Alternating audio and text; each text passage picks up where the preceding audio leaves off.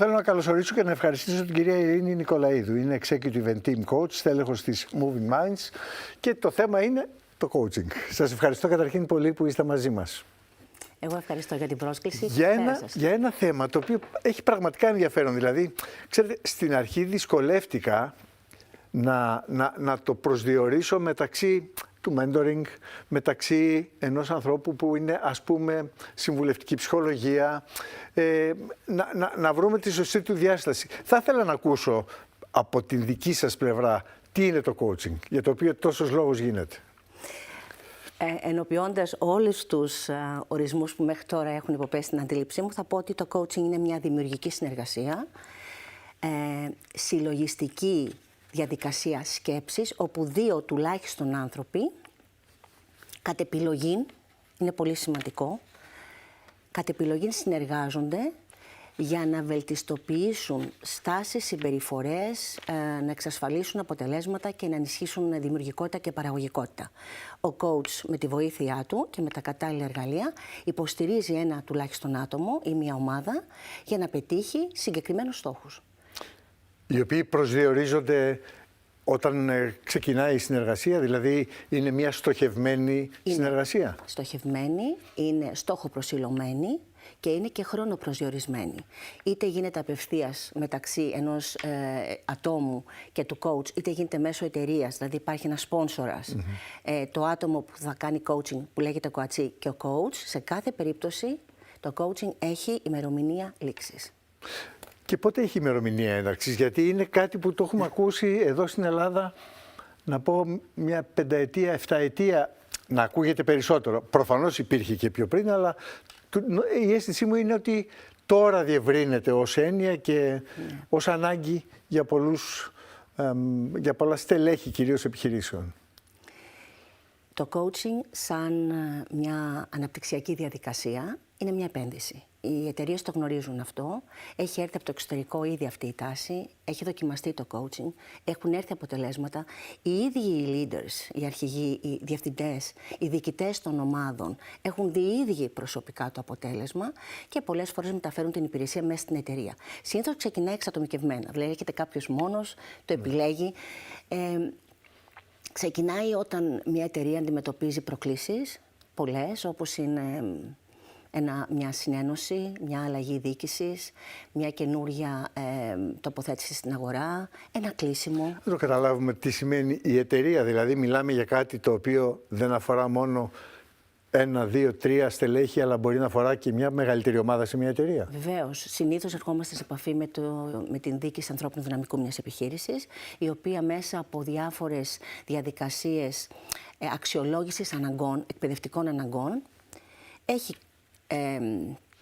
βάλει στον προϋπολογισμό, τον ετήσιο προϋπολογισμό εκπαίδευσης των εργαζομένων, το coaching. Αυτό μπορεί να είναι για τους line managers, δηλαδή για τους διευθυντές γραμμής, μπορεί να είναι μόνο για το ΔΣ ή μπορεί να είναι για ολόκληρα τμήματα. Οπότε έρχονται σε επαφή με έναν coach ή και με άλλους και γίνεται μια συζήτηση, γιατί πρέπει να προηγηθεί και μια διαδικασία χημείας. Δηλαδή πρέπει ο coach να ταιριάξει με τους coachee του. Γι' αυτό είπα, πρέπει να το θέλει. Δεν μπορείς να εξαναγκάσεις κάποιον να κάνει coaching με κάποιον επειδή το θέλει η εταιρεία. Πόσο, ας πούμε ότι είμαι ένας υποψήφιος για να συνεργαστώ με μία coach όπως είστε εσείς, πώς θα προσεγγίσετε ποια είναι η πραγματική μου ανάγκη, πώς θα προσεγγίσετε ποιος πρέπει να είναι ο στόχος μου για τα επόμενα βήματά μου, πώς θα διορθώσετε πιθανόν λάθος οπτική γωνία που βλέπω εγώ τα πράγματα και θεωρώ ότι πρέπει να πάω εκεί, αλλά πρέπει να πάω από την άλλη. Ναι. Πώς γίνεται αυτή η διαδικασία? Να σας πω καταρχήν ότι όταν ξεκινάει μια τέτοια συνεργασία, συνήθως έχουμε συμφωνήσει που θα κινηθούμε. Δηλαδή η εταιρεία έχει δώσει, ή το HR ή ο διευθυντής του coaching έχει δώσει τουλάχιστον τρία σημεία βελτίωσης. Άρα δεν ξεκινάμε. Τι σημαίνει 3 σημεία βελτίωσης? Παραγωγικότητα, ας πούμε. Παραγωγικότητα μπορεί να είναι η έλλειψη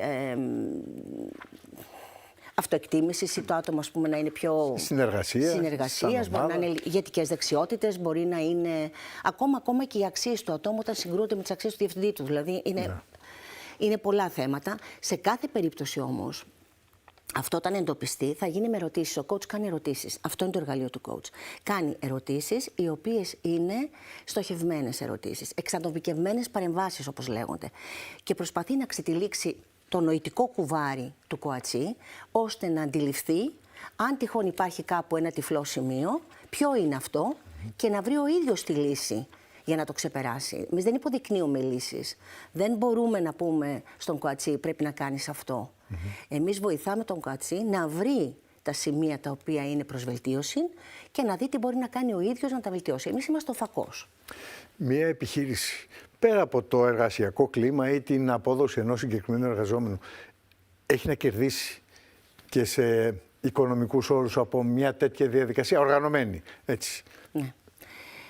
Κοιτάξτε. Αυτά είναι... Να πω, είναι μια επένδυση, να το πω με πιο απλά λόγια. Είναι επένδυση ξεκάθαρα και μάλιστα οι στατιστικές λένε ότι αποδίδει από το 75% στο 87% της οικονομικής επένδυσης. Δηλαδή, τι σημαίνει αυτό? Σημαίνει ότι καταρχήν στοχεύουμε στο να αισθάνεται ο κοατσί ότι είναι καλά με τον εαυτό του, να τα βρει με τον εαυτό του. Όταν κάποιος σε ηγετική θέση, που καλείται να παίρνει συνεχώς αποφάσεις, έχει ξεκάθαρα ναι ή όχι, που θα πρέπει να τα πει, πώς θα τα πει και γιατί θα τα πει, αυτό έχει ένα impact. Άρα όλο το impact της ηγετικής του παρουσίας είναι εμφανές ότι βελτιώνεται. Η εταιρεία λοιπόν καταρχήν κερδίζει από αυτό, κερδίζει ότι τα στελέχη της έχουν δυναμική, έχουν αποδοχή, ξέρουν τι αποφασίζουν, γιατί το αποφασίζουν, επιλέγουν ποιο δρόμο θα ακολουθήσουν, έχουν κριτική σκέψη, θετική σκέψη κλπ, την αξιοποιούν και όλο αυτό μετατρέπεται σε παραγωγικότητα και σε απόδοση. Διότι είναι άλλο να έχεις εργαζόμενους οι οποίοι βασανίζονται και με την ανθεκτικότητά τους και με το στρες που τους διέπει καθημερινά και με την αβεβαιότητα και την έλλειψη εμπιστοσύνης. Θα έχω αύριο αυτό το ρόλο. Είστε σίγουροι ότι θα έχετε ευήκο αότα πάντα όταν πρέπει να μιλήσετε ως coach με κάποιον coach ο οποίος έχει τελείως διαφορετική οπτική γωνία ή τέλος πάντων το μυαλό του δεν θέλει να στρίψει προς τα εκεί που θέλετε να το στρίψει? Ναι, υπάρχει αυτό. Όταν δεν θέλει να στρίψει καθόλου, δεν μπορεί να συνεχιστεί η σχέση. Αλλά συνήθως δεν υπάρχει αυτό. Ακόμα και αν η πρώτη συνεδρία ή η δεύτερη συνεδρία έχει μια δυσκολία στο να βρεθεί, αν θέλετε, το σημείο σύνδεσης, να επιτευχθεί συνδεσιμότητα. Εάν πραγματικά θέλει και έχει βούληση ο κοατσί, ο coach είναι εκεί και θα τον βοηθήσει. Άλλη απορία. Υπήρξε μια περίοδος, δεν ξέρω τι συμβαίνει σήμερα, αλλά το θυμάμαι παλιότερα.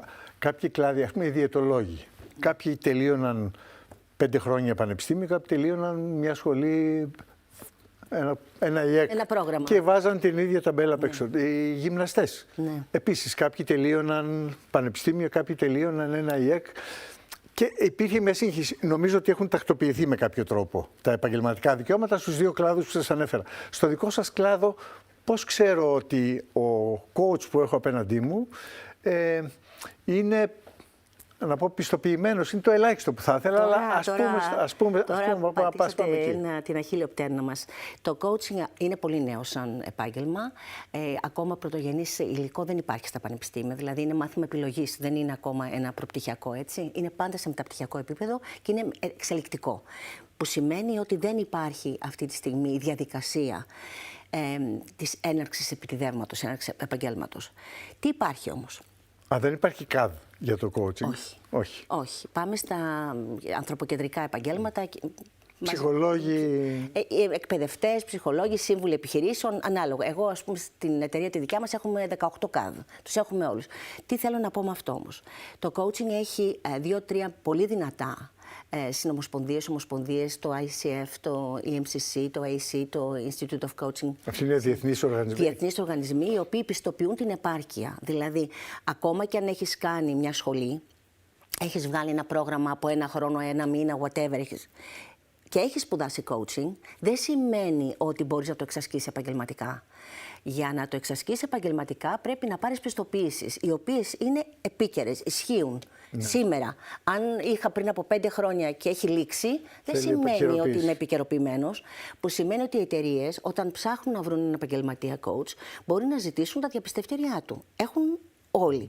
Των σχολών, των πιστοποιήσεων και και από πελάτες ακόμα τεστιμόνια. Είναι αδιάκριτη η ερώτηση που θα κάνω, αλλά θα την κάνω. Επειδή ταξιδεύετε σε όλο τον κόσμο κάνοντας αυτή τη δουλειά.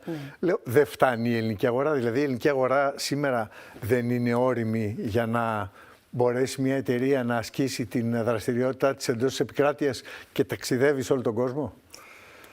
Λοιπόν, θα σας πω. Στο coaching Δεν κάνω λάθος αυτό που ρώτησα. Όχι, δεν κάνετε λάθος. Ταξιδεύω πάρα πολύ και δεν είναι ότι δεν φτάνει η χώρα. Η χώρα φτάνει. Υπάρχει ένα θέμα, πρώτον, της δικής μας επιμόρφωσης. Δηλαδή, τα ταξίδια γίνονται συνδυαστικά και με εργασίες, αλλά και με συνέδρια, εκπαιδεύσεις, που χρειάζεται να έχουμε εμείς για να παίρνουμε τις πιστοποιήσεις μας. Το άλλο είναι ότι στο coaching είναι πάρα πολύ σημαντική η εχεμήθεια και η διακριτικότητα. Πολλές φορές λοιπόν οι Έλληνες πελάτες επιλέγουν coaches από το εξωτερικό, όπως και οι πελάτες στο εξωτερικό επιλέγουν coaches της Ελλάδας ή οποιασδήποτε άλλης χώρας, για να διασφαλιστεί ως ένα βαθμό η εχεμήθεια και η εμπιστευτικότητα. Οπότε, ναι. Εμένα προσωπικά είναι 50-50 μοιρασμένα και είναι καλό. Και για εκείνους αισθάνονται πιο ελεύθεροι να μιλήσουν. Εδώ είμαστε ένας μικρός κόσμος. Σκεφτείτε τώρα να έχεις 2 πελάτες ανταγωνιστές. Άλλες 100 ερωτήσεις θα είχα να σας κάνω. Βρίσκω ενδιαφέρον. Απλώς ο χρόνος τρέχει και δυστυχώς μας πρόλαβε. Οπότε ας αρκεστούμε σε αυτά και όταν το επιτρέψει ο χρόνος σας σε μια επόμενη φάση να συνεχίσουμε το υπόλοιπο. Θα χαρώ πάρα πολύ να μας δοθεί ξανά ευκαιρία. Ευχαριστώ πάρα πολύ. Εγώ σας ευχαριστώ πάρα πολύ, κυρία Νικολαίδου. Να είστε καλά.